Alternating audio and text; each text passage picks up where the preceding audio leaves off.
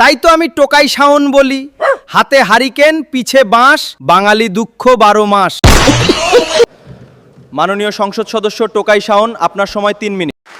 ধন্যবাদ মাননীয় speaker, 3 minute সময় দেওয়ার জন্য। বক্তব্যের প্রথমে বলতে চাই 78, 47, 24 নিয়ে যারা চেতনা ব্যবসা করে তাদের পিছন মারতে চাই, কারণ মুক্তিযুদ্ধ চেতনা বিক্রি করতে করতে দেশটা মেরে দিয়েছে গুয়া।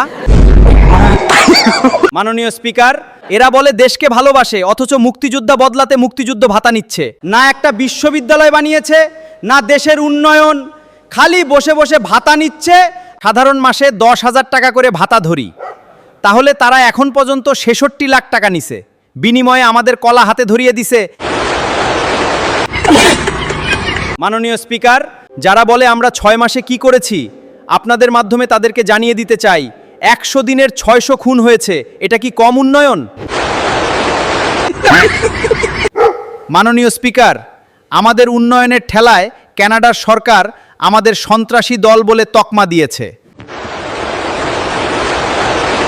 সাথে খাল খননের নামে ভালো রাস্তা কেটে মাটি বিক্রি করে দিয়েছি।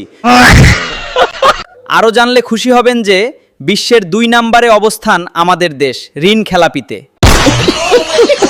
আরও 5 বছর ক্ষমতায় থাকলে আমরা এটা 1 নম্বরে উঠিয়ে নিয়ে আসব।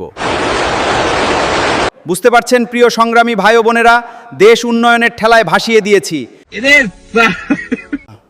তাই তো আমি টোকাই শাওন বলি, হাতে হারিকেন পিছে বাঁশ, বাঙালি দুঃখ 12 মাস।